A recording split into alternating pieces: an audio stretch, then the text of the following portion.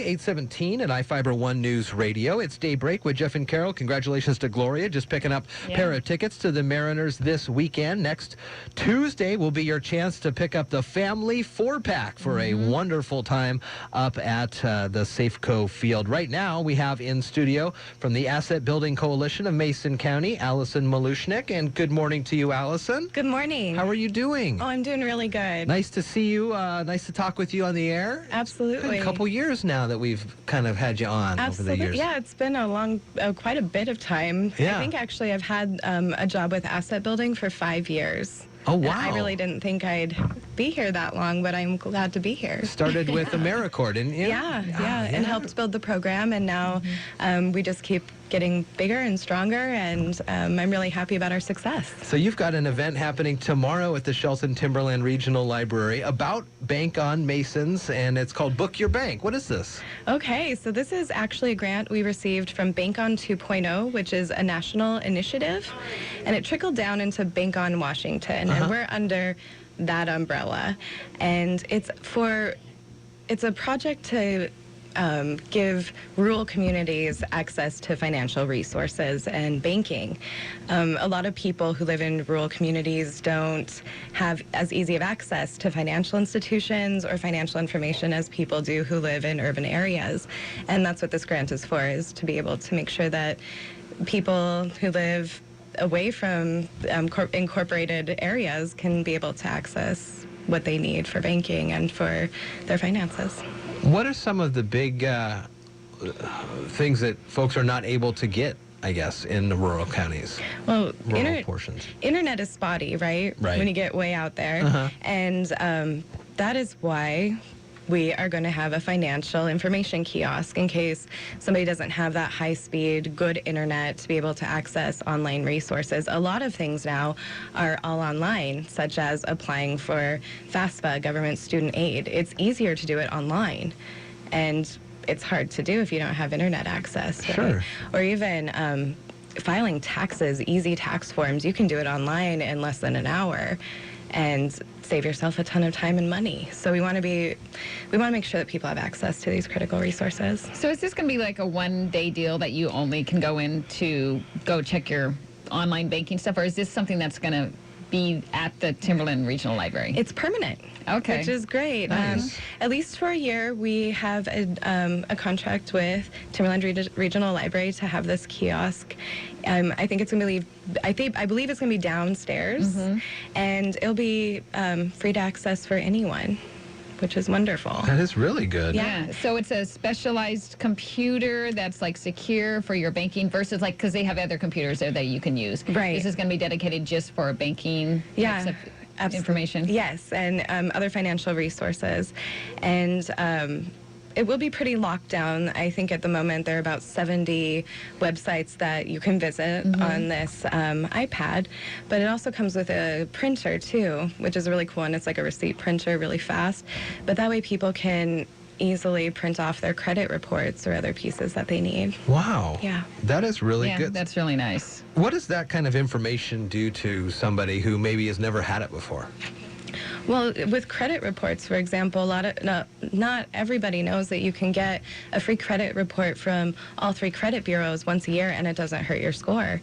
A lot of people think it does hurt your score, and we want to get that information out there. Like, check it once a year. You don't know if you have identity theft going on.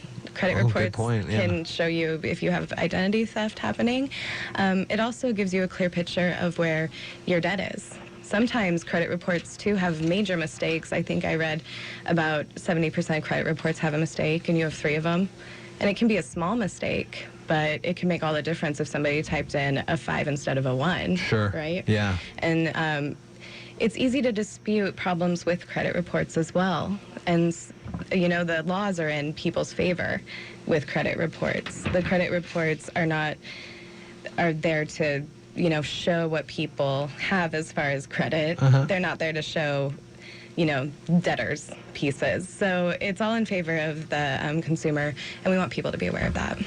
So that it's going to be, the iPad's going to be there all the time and people can use it, but it also, there's going to be some kind of financial counseling and mentoring. And how would somebody get that? How is that available to somebody? All they have to do is get a hold of me at Asset Building Coalition, so they can give us a call or go to the website, email, and we'll be able to set them up with financial mentoring. And also the banks and credit unions that are part of Bank On, many, if not all, of the financial institution employees are able to be financial mentors or counselors as well.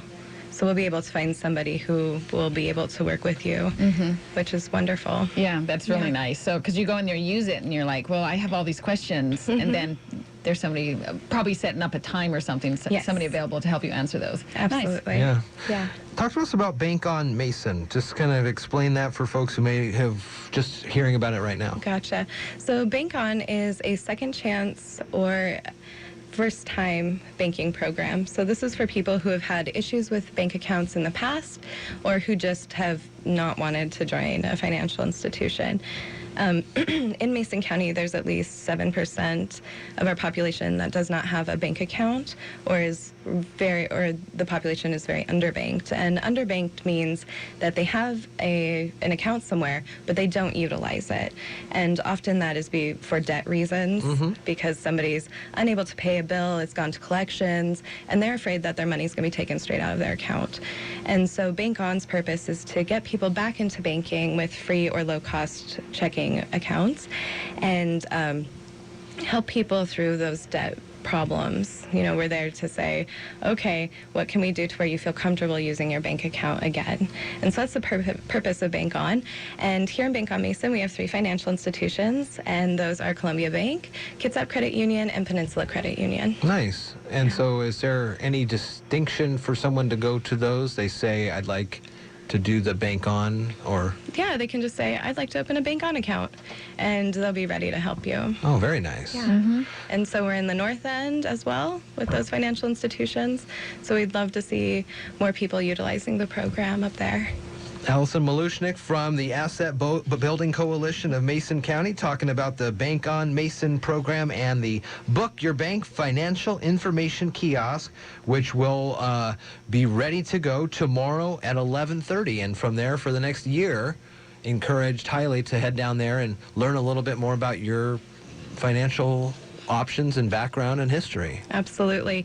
And yeah, at 11:30 tomorrow, people can come to the library and we'll have cake and we'll be celebrating this grand opening. Very nice. Yeah. Allison, it's good to see you. Good to see you guys. And come back and let us know how all this is working out. I will. Thank you. 8:25 at iFiber One News Radio.